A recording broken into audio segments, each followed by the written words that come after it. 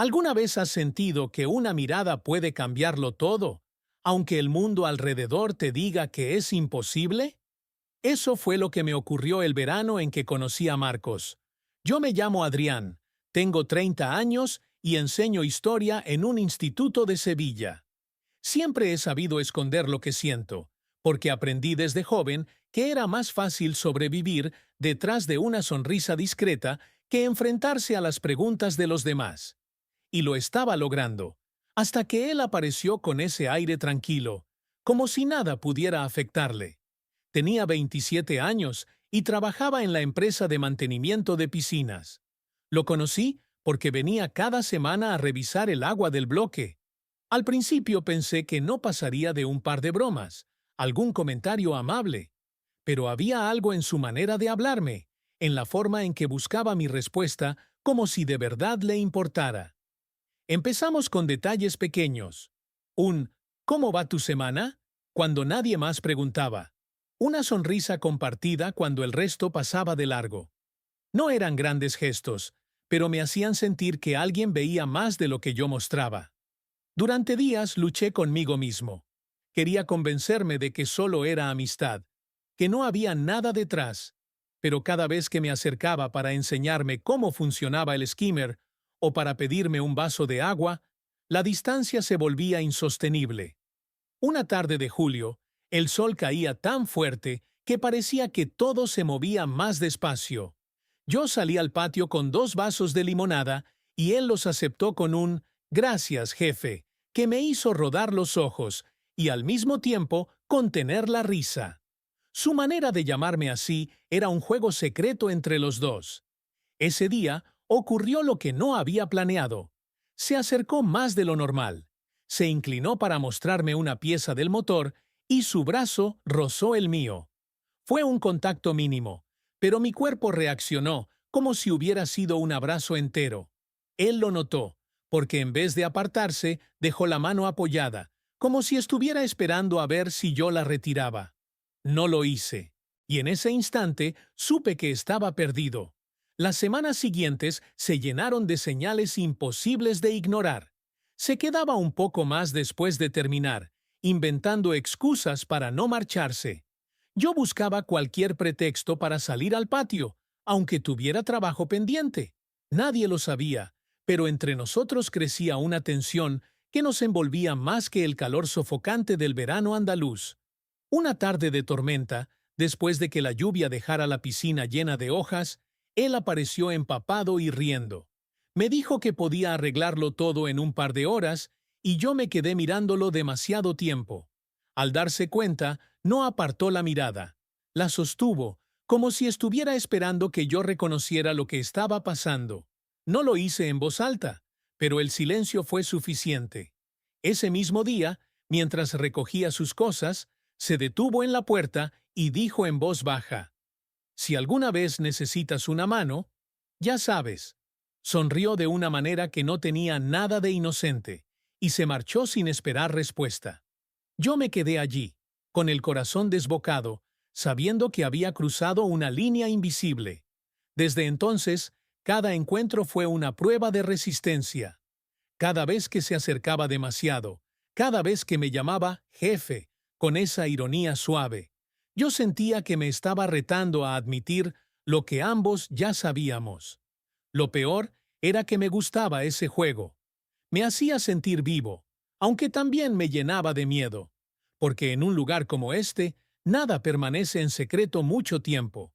Y yo ya había escuchado suficientes comentarios en la sala de profesores para saber lo cruel que puede ser la gente cuando alguien se atreve a mostrarse tal cual es.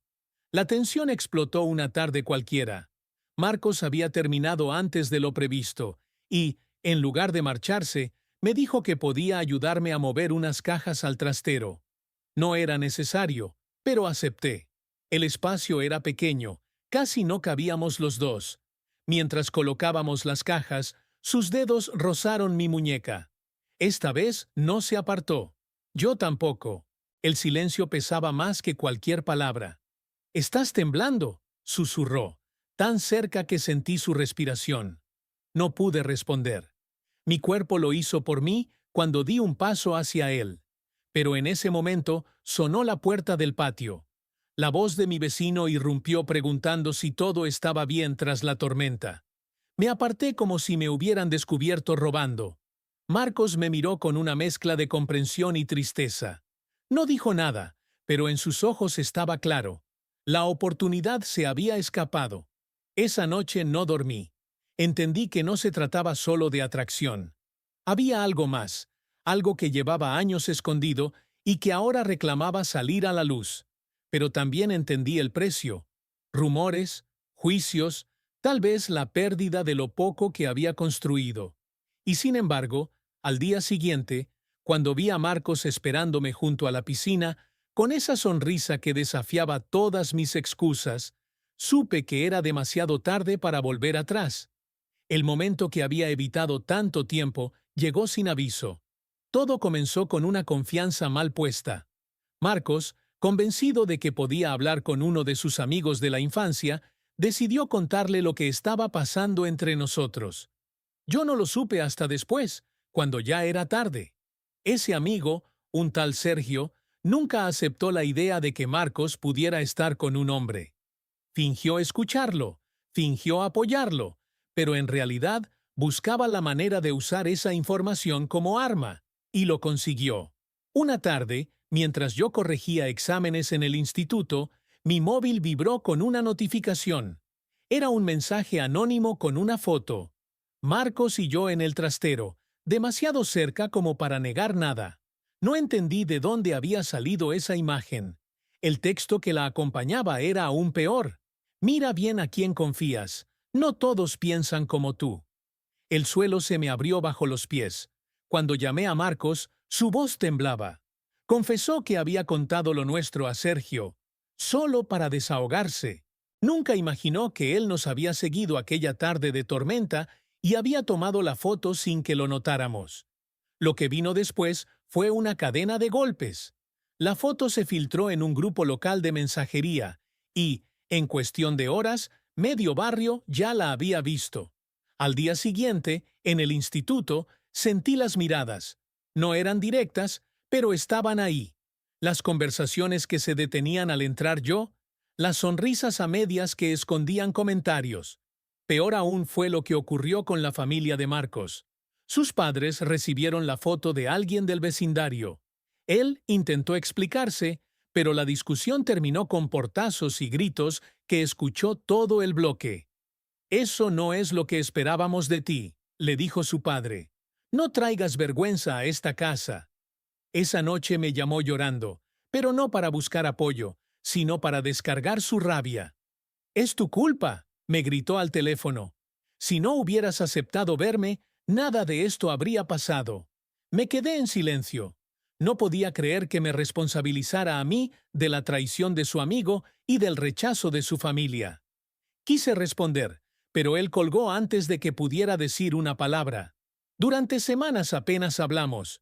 Cuando lo hacía, era para soltar reproches. En el barrio, los rumores crecían. Una colega del instituto intentó consolarme con un «No te preocupes, la gente olvida rápido», pero yo sabía que no era así. Cada paso que daba por la calle estaba acompañado de un murmullo. La tensión llegó al límite un viernes por la tarde. Marcos apareció en mi casa, furioso. Tenía el rostro marcado por el cansancio y los ojos enrojecidos, no sé si de ira o de lágrimas. «No entiendes lo que me están haciendo», dijo, golpeando la mesa con el puño. «Mis padres no me hablan. Mis hermanos me evitan. Y todo porque tú no supiste mantener la distancia». «¿Perdona?», respondí, tratando de mantener la calma. Yo no fui quien confió en la persona equivocada. Su mirada se endureció. Durante unos segundos pensé que iba a golpearme, pero en lugar de eso, dio un paso atrás y murmuró: «Esto se acabó, Adrián. No quiero verte más». Y se marchó, dejándome con una mezcla de rabia y vacío. El fin de semana lo vi en la plaza del barrio, rodeado de amigos que fingían no saber nada. No me miró ni una vez, aunque yo podía sentir su incomodidad desde lejos. Lo que más me dolía no era la traición de Sergio ni el rechazo de su familia, sino la cobardía de Marcos. Había elegido salvar su imagen antes que defender lo que habíamos compartido. Aún así, una parte de mí entendía su miedo.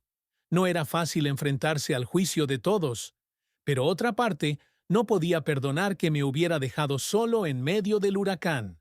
El lunes siguiente, al entrar en clase, un alumno dejó caer un comentario en voz baja.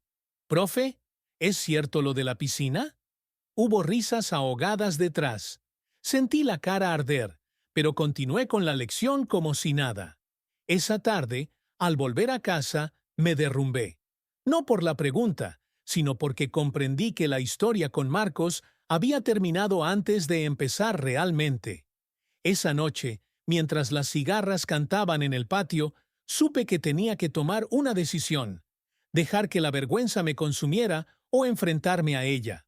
Pero lo cierto era que ya no había marcha atrás. El secreto había explotado y, con él, todas las barreras que me habían protegido. Lo que no imaginaba era que, en medio del dolor, empezaría a descubrir una fuerza que nunca pensé tener. Los días después de la ruptura fueron una sucesión de golpes silenciosos. Marcos dejó de responder a mis mensajes, y en el barrio ya no quedaban rumores. Quedaban certezas dichas en voz baja, miradas largas que lo confirmaban todo sin necesidad de palabras. En el instituto, la situación se volvió insoportable.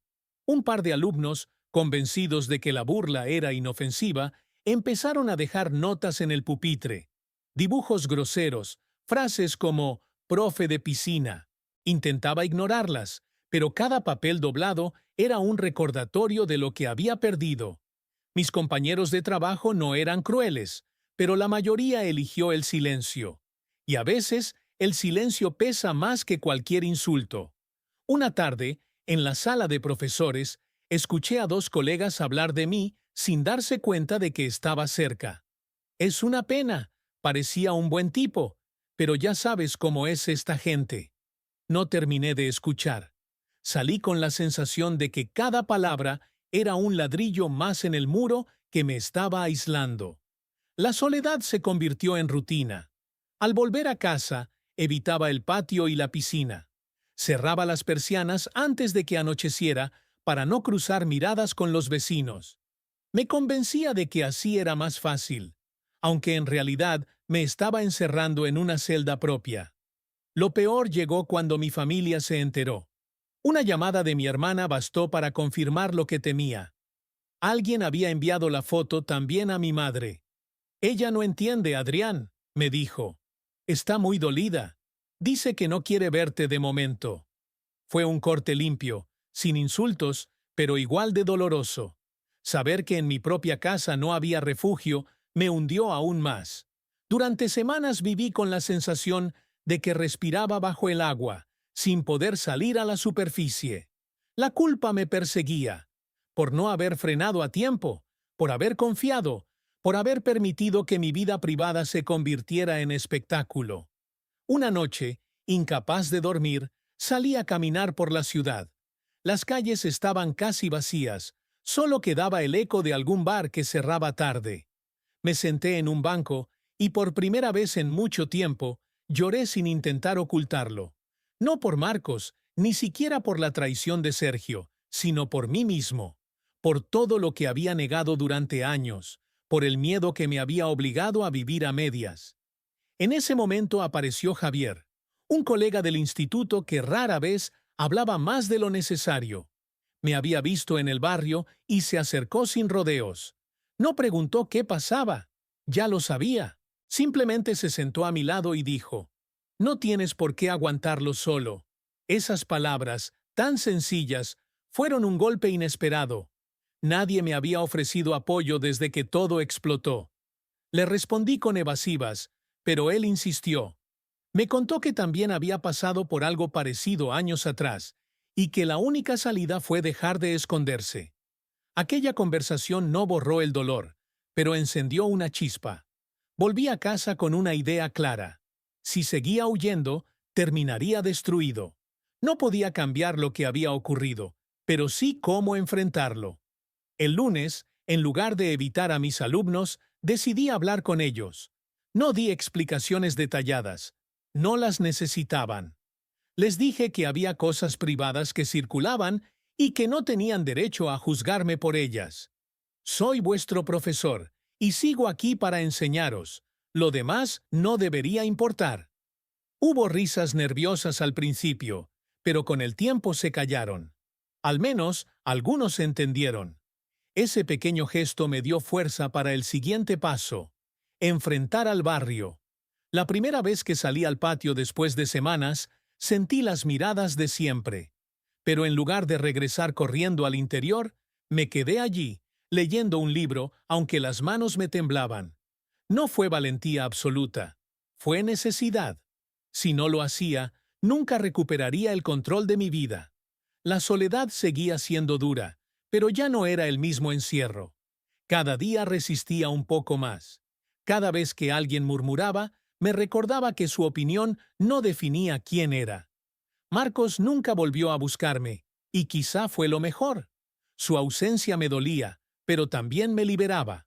Por primera vez en mucho tiempo, empezaba a mirar hacia adelante sin depender de él. La traición había destrozado la ilusión inicial. El rechazo me había dejado en ruinas. Pero en medio de las cenizas, descubrí algo que no esperaba. Una fuerza que siempre había estado en mí, enterrada bajo capas de miedo.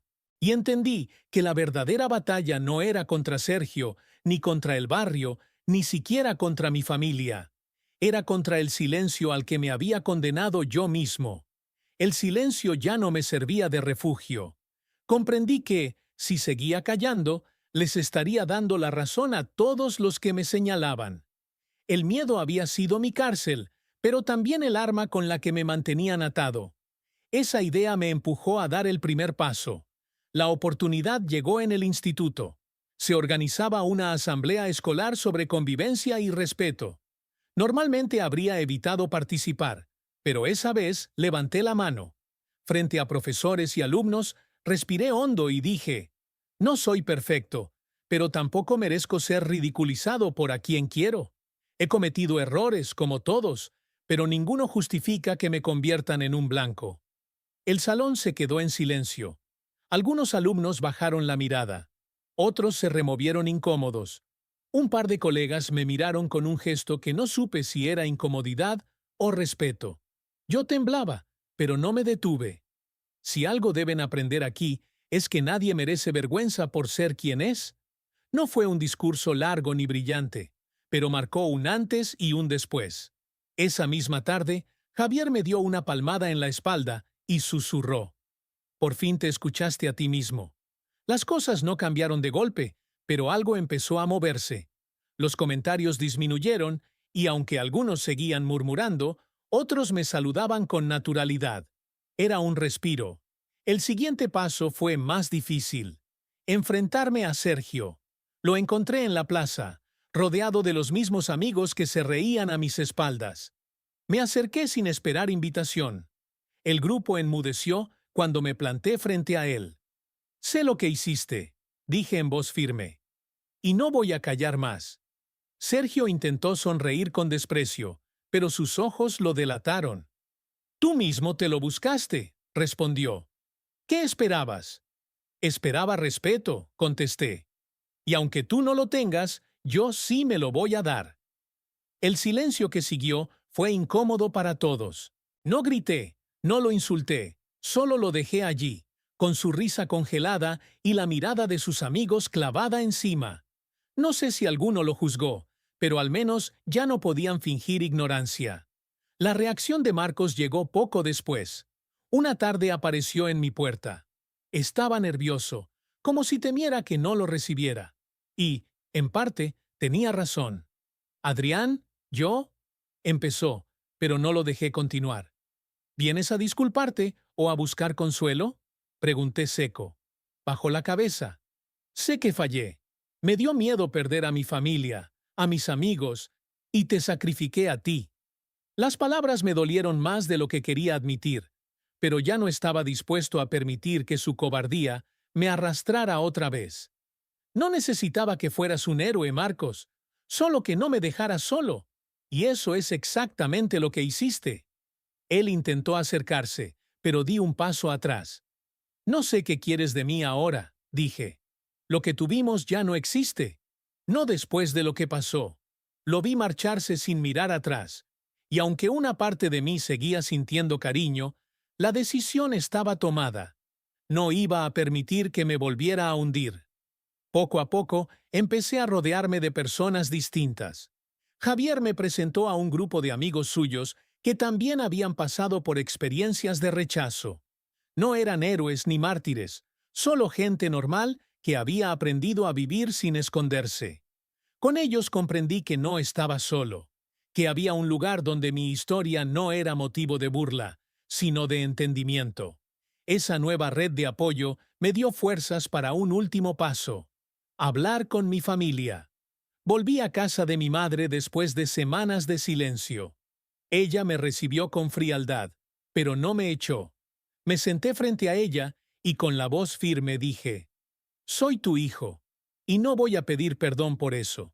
Sé que te cuesta, sé que no entiendes, pero no voy a desaparecer para que vivas más tranquila. Hubo lágrimas, reproches y largos silencios, pero por primera vez no retrocedí. No conseguí aceptación inmediata, pero sí dejé claro que no iba a renunciar a mí mismo. Esa noche, al volver a mi piso, sentí algo nuevo: dignidad. El miedo seguía allí, pero ya no mandaba. Por primera vez desde que todo había estallado, supe que estaba recuperando el control de mi vida. El camino no sería fácil, lo sabía. Pero también entendí que la vergüenza nunca había sido mía, sino de quienes elegían odiar. Y esa carga, al fin, ya no pensaba llevarla yo. El eco de lo ocurrido seguía en el barrio, pero ya no me dominaba. Había aprendido a caminar con la cabeza erguida, aunque las miradas persistieran. No se trataba de ignorar el dolor, sino de no permitir que definiera mi vida. Y esa convicción pronto empezó a dar frutos. En el instituto, la dirección organizó una reunión de emergencia tras varias denuncias de acoso. Algunos alumnos confesaron que Sergio había sido quien difundió la foto. Lo que antes era un rumor se convirtió en hecho comprobado. Su castigo no tardó en llegar: suspensión temporal y la obligación de disculparse públicamente. No fue una victoria total, pero al menos quedó claro que la burla no quedaría impune. El día en que se disculpó, la sala estaba llena. Su voz sonaba tensa, sin convicción, pero lo importante no eran sus palabras, sino el mensaje que enviaba. Ya no podía esconderse detrás de risas o excusas. Muchos vieron que la responsabilidad tenía consecuencias. Yo lo escuché en silencio, y cuando terminó, solo respondí: ojalá aprendas de esto. No lo hice por venganza, sino para cerrar un ciclo. Con Marcos, la distancia se mantuvo. Intentó escribirme un par de veces, pero no respondí. Comprendí que algunas personas llegan solo para mostrarte lo que no quieres volver a vivir. Él eligió el miedo, y yo ya no podía cargar con eso. Lo sorprendente fue lo que ocurrió con mis alumnos. Al ver cómo me mantenía firme, algunos empezaron a acercarse. Una chica me confesó que también sufría burlas por ser distinta. Otro chico me preguntó cómo había soportado tantas críticas. Por primera vez, entendí que mi lucha no era solo mía. Mi resistencia servía de ejemplo. Ese apoyo silencioso fue creciendo. En poco tiempo, un grupo de estudiantes organizó una pequeña campaña interna bajo un lema sencillo: respeto no se negocia. Colocaron carteles, hicieron charlas y me invitaron a participar. Acepté, porque comprendí que dar la cara era la mejor forma de transformar la herida en algo útil. En el barrio, la situación también cambió. Al principio las miradas seguían cargadas de juicio, pero poco a poco, algunos vecinos comenzaron a saludarme de nuevo. No todos, pero los suficientes para que supiera que el rechazo no era unánime. El ruido nunca se apagó del todo, pero aprendí a distinguirlo. Quienes criticaban lo hacían porque no se atrevían a mirarse en el espejo. Con mi familia, el proceso fue más lento. Mi madre tardó semanas en volver a hablarme con calma. Un día, sin previo aviso, Me llamó para invitarme a cenar. La conversación fue difícil, llena de silencios incómodos, pero al final dijo algo que no esperaba. No entiendo todo, Adrián, pero eres mi hijo, y quiero intentar aprender. No era aceptación completa, pero sí un comienzo, y eso bastaba. Lo más valioso, sin embargo, fue lo que descubrí en mí. Dejé de pedir permiso para existir. Dejé de medir cada gesto por miedo a lo que dirían. Y aunque todavía había heridas, ya no eran cadenas. Eran marcas de que había sobrevivido. El último gesto de cierre ocurrió en una asamblea del instituto, meses después. Me invitaron a dar una charla sobre convivencia. Frente a decenas de alumnos y profesores, relaté mi experiencia sin adornos. Conté cómo un error de confianza había derivado en humillación, cómo el silencio me había hecho cómplice y cómo solo enfrentando la verdad encontré salida. No puedo cambiar lo que pasó, dije, pero sí puedo elegir qué hacer con ello. Y quiero que ustedes entiendan que nadie debería avergonzarse por ser quien es. La sala estalló en aplausos. No todos, claro, pero suficientes para demostrar que ya no estaba solo. Al salir, Javier me dio una sonrisa sincera. Te lo dije, la diferencia empieza cuando uno deja de esconderse. Esa noche caminé por el barrio, y por primera vez no bajé la mirada. El aire parecía distinto, aunque sabía que aún habría retos, pero ya no temía. Había recuperado mi dignidad, había encontrado apoyo y, sobre todo, había decidido que mi vida valía la pena tal como era. Lo comprendí con claridad. La traición, el rechazo y la burla no habían sido mi final. Fueron el inicio de una versión más fuerte de mí mismo. Y aunque el camino seguiría lleno de obstáculos, estaba listo para enfrentarlo. Porque ahora sabía que no se trataba de esperar aceptación de los demás, sino de no negarme nunca más a mí mismo.